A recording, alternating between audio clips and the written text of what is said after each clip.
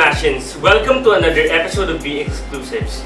Boto Masino 2014, the Divorce Story and special coverage of Central Student Council elections. Makakasama po natin ngayon ang Vice Presidential Candidate mula sa Lakas Tomasino Coalition. Walang iba, Elmo Luis Nicolas. Welcome to V Exclusives, Elmo. Well, thank you po. Thank you, Kuya Sir. Handa ka na ba? Handang-handa. My first question is, hindi dilingid sa ating kaalaman na marami ang hindi nakakaalam sa ano ba talaga ang definite job description ng isang Vice President.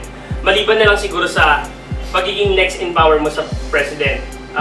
Bilang tumatakbo ka sa posisyong ito, ano yung pagkakaalam mo sa job description ng Vice President?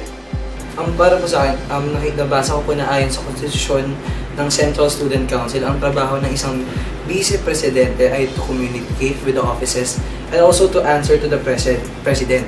Pero bilang inyo pong Central Student Council Vice President, naniniwala po ako na may maibabahagi po ako mga bagong proyekto at oportunidad na nasisigurado ko pong kapaki-pakinabang po para sa inyong mga kapwa ko Tomasino. Gaya nga nung sabi natin kanina, Vice President is the next in power. In case of vacancy, sa tingin mo, are you ready to take the top post? Definitely po, ready po ako. As nakita po natin yung example ni Mr. Gab Quintanar this school year po, nung umalis po si Ms. Miyuki Morishita po. Nasisigurado ko po na magagampanan ko po yung role as parang po si Mr. Gab Quintanar po ng Central Student Council. Konting background lang, Elmo. You serve as a Vice President External for College of Rehabilitation Sciences.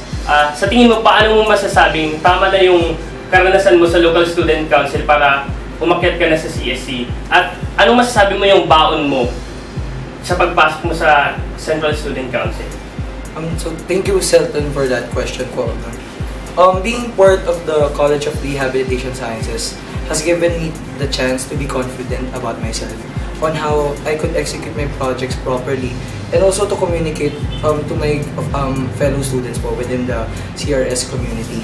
But base po sa aking experience po, nasasabi ko po na nararapat na po ako sa posisyon na ito, na confident po ako sa sarili ko po ngayon na bilang inyong Vice President, magagampanan ko po ang lahat ng roles and also yung mga platforms po and advocacies na gusto ko pong ibigay sa mga kapwa ko kasi. Elmo, kung may nakikita ka namang pagkukulang ng Central Student Council ngayon, sa tingin mo, paano mo mapupunan yung mga yun? Para po sa akin, ang Central Student Council po ngayon ay wala pong pagkukulang.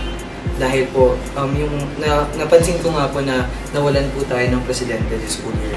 Pero natutuwa po ako dahil naging matatag ang Central Student Council at nalalathala pa rin, nagagawa pa rin po nila ang mga proyekto para sa student body po ng UST.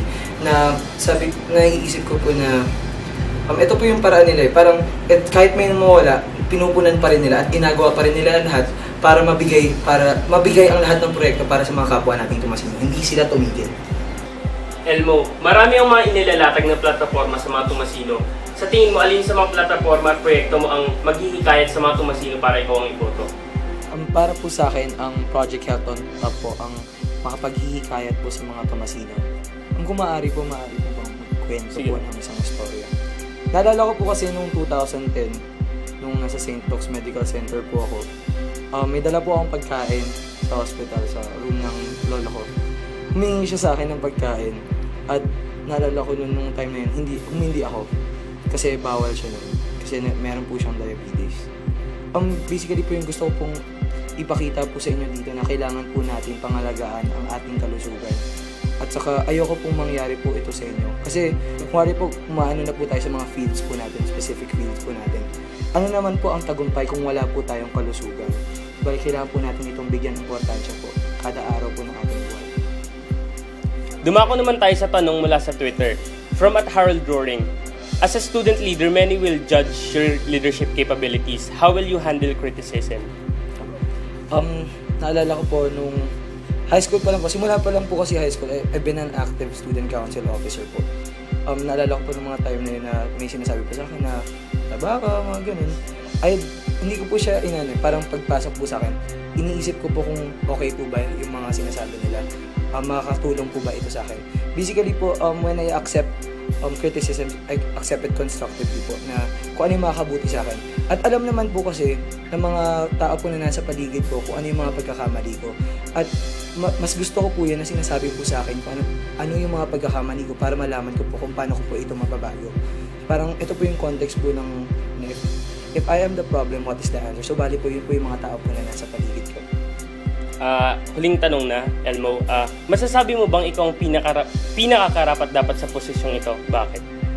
Masasabi ko po na ako po ang pinakakarapat dapat sa posisyon nito sapagkat hindi lang po dahil sa experience dahil po sa mga plataforma po na inilalathala ko po para sa mga Tomasino, pagiging committed, responsible, and service-oriented ko po. Bilang isang student leader, naniniwala po ako na ang leadership is not a title or a position, but it is done by action and an example. Ngayon naman, Elmo, dumako tayo sa tinatawag naming fast talk. Sasabihin mo lang ang opinion mo sa issue sa loob at labas ng universidad. At ang pwede mo lang isagot ay yes or no. Una, pagpapalit ng academic calendar o ASEAN integration. Yes. UST Gensan. Yes. Tuition increase. Yes. Divorce. No.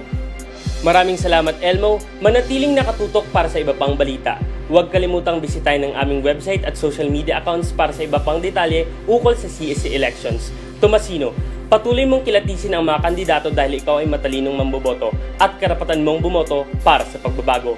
Ito po si Celton Ramirez, V Exclusives, Boto Masino 2014.